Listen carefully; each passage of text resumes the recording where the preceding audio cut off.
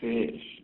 I love it. I like to Right, the old blufferoo. the old blufferoo. So what do you have? Grateful Dead? Grateful Dead shirt. Grateful Dead. Something select from PacSun. He's got And then I think this is from my first birthday. I don't really know. the undies on the head. Got the where undies they on the ought head. to be.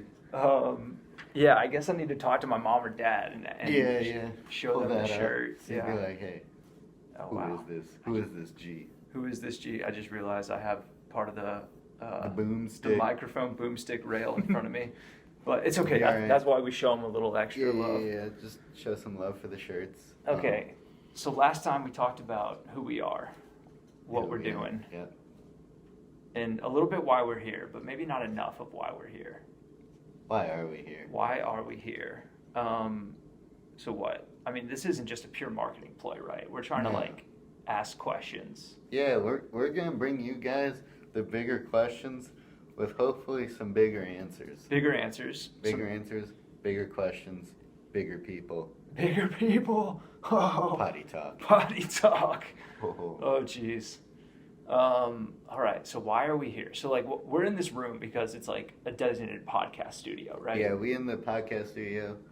We are recording on our phones because, Because that's how we do it. yeah, these days. we got all this equipment here, but But we are live at the UNCW campus. We are. In Randall Library. They got a podcasting studio. Really nice facilities. Thanks for having us, UNCW.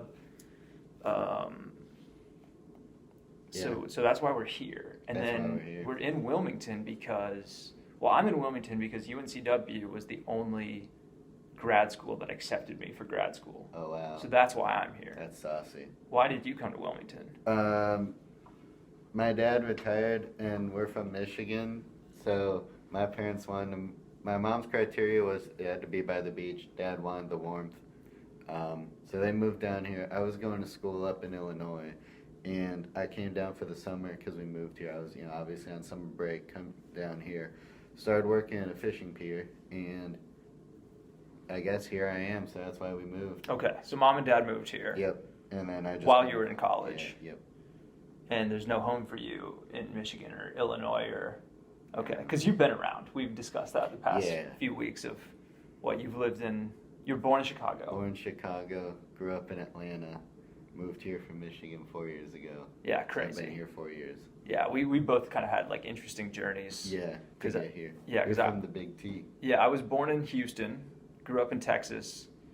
I went to college undergrad outside Chicago. My mom's from Chicago, so shout out to Illinois again. And yeah, I've lived in Austin, lived in LA, the West Coast for a little tiny bit. Jumped around here and there, and then sometimes you land on the East Coast. Never thought you would, but sometimes we're saying. And that time is now. We are saying. We are saying. Okay, so let's go deep question here. All though. Right. Why do you think like humans are here? Like, why do you think we are here as humans? All right, that's a good question. I like it. Put it here. Big question. So, I'll just start off with a real big hitter. Okay. I believe in God. Got the cross right here. What would Jesus do? Bracelet. Doesn't mean anything unless you have something to back it up. So I believe in God, and I believe that He put us here so that He can care for us as humans, but then we can care for each other and do His will. Okay, I like that. That's what I believe. No, that's beautiful. Also, when people are like, "Oh no," I'm like, "Hey, look, you got a Bible. It's a textbook, the best-selling book in the world for thousands of years. It's literally a book of facts. Okay. Just a fat stack of facts about God's existence and why we're here. So that's the way I look at it. Yeah. So I think this is an interesting point of, it doesn't have to be friction, but you and I, like, we do have different views and like, especially like so far as religion goes. I was raised a little bit to be Catholic until I was like 9, 10, 11 years old. And then we stopped going to church. Okay. So, like, I'm all for like the people loving each other and helping each other. And like, we are guiding each other along on this journey. But I'm not so much for, Christianity or any kind of real monotheism. I think I believe in God, but it's not like Are I you have still searching? I'm still searching. Okay. I have big questions about like, is it one God? Is it many gods? Like, are we all actually God? And like we're all this kind of one big beautiful organism that's like doing the dance together. But I agree with you on like that opening point of like we are here to like empower each other and like ennoble each other and like try to make a more beautiful like tomorrow, I guess. Yep. And yeah, so I want to go back to something you said real briefly. Yeah. When you mentioned when other people are like, nah, what did you mean by that? Was that like when other people are like, nah, no Jesus, no God, no Christianity? When they have, and I respect all beliefs, it's up to you. But no, when people say, Jason, like, why do you believe in what you believe? And the way I look at it is that the Bible is proof of God's existence. It's, take it as what you will. But, I look at it, and I read it every night, try to study it, and, it's the best-selling book. It's, you're a writer, you would know this. That it's the most languaged book, too, in different languages. It's well known around the world. But the way I look at it is that it's also just proof of God's existence in a book. So I was kind of showing that, just start with the Bible. If you have questions, just start. Okay, fascinating. Yeah, start in Genesis. Right. So I have a Bible. Mm-hmm. I have an aunt and uncle, very religious, very Christian. They gave me a Bible. I think I asked for it, I'm pretty sure, when I was like 15, 16, somewhere in my mid to late teenage years. Maybe I was 18, I don't really remember. But I know that they were ecstatic to give it to me. Good. It's like embossed with my name. It's a nice Bible. It's a juicy one. And I've tried, not very hard because I haven't succeeded, but I've tried to read the Bible cover to cover. I would say at least twice, maybe 3 times throughout the past 10, 15 years maybe. Haven't been able to do it. I have read Genesis. I got into Exodus.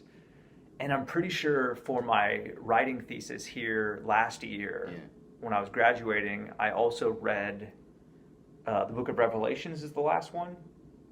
I think Revelations is the final book of the Bible, the Christian Bible. And I read Revelations, and that is trippy, man. That is like some cool science fiction, like fantasy, like dragons out of the sea, like beasts in the sea. Like, But it happened. But it happened, dude. See, so that was funny when you were like a stack of facts. Yeah. Because, some people are like, no. It's definitely hard to believe, absolutely.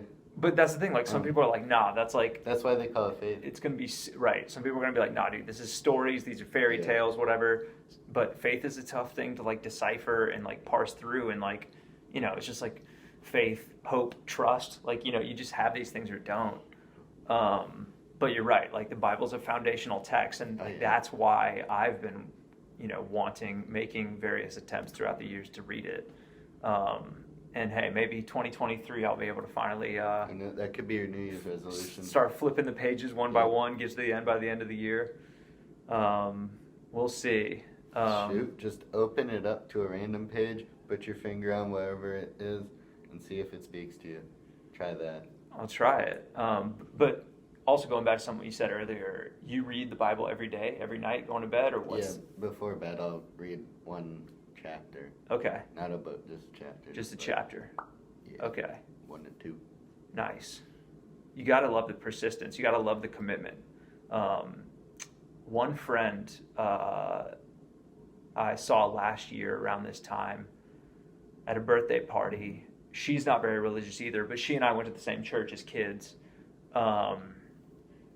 And she says, like, religion is 3 things. It's like faith, but it's also like discipline. And it's like, you go to church every Sunday, you have your certain prayer structures, your Bible reading structures. And there might have been the 3rd thing, maybe like community based, but yeah, the religious question is a really fascinating one for me. And just, talking with other people. So as we have guests on, maybe that's something we can explore with them. They think, Yeah.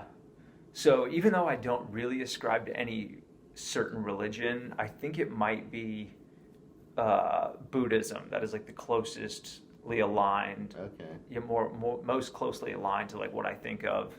Like the idea of like reincarnation has a certain appeal to me. Karma definitely makes sense to me of like, you know, the energy you're What sending. goes around comes around. Right, the energy you send out comes back to you, and you know, like, you know, certain sins or like transgressions are going to have to be weighted against, you know, hopefully like good deeds to try to redeem yourself. Redemption is fascinating. It is. Because like that's like every religion, every belief system of any kind of organization. Oh yeah. Like there's redemption because like the human like situation is just making mistakes. Oh yeah, we're born into sin. Yep. So what if we are actually here to make mistakes? On Poddy Talk or like On Poddy Talk, on everything, dude. Oh. On walking out of this studio and it's just, you know, I think we are. hey, maybe we are. But remember, it's not about how many times you fall down; it's about how many times you get back up. So Make sure you get back up. yes, make that mistake. Wow. It will happen. But how do you handle it? How do you does handle the it? world handle How does the world handle it? We are not our mistakes. We are not our worst moments. We can redeem ourselves. We can grow, develop, become better. Yeah.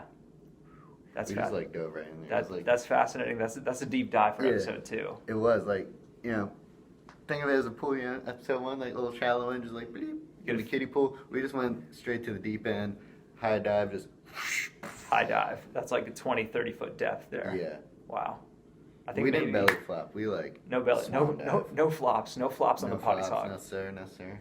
All right, I think that might be a wrap on episode All 2. right. Is that, you think? I think so. Thanks, guys. We will catch you next time. Like, Remember, share, subscribe. subscribe. Share. Smash! Blow it up. Blow it up.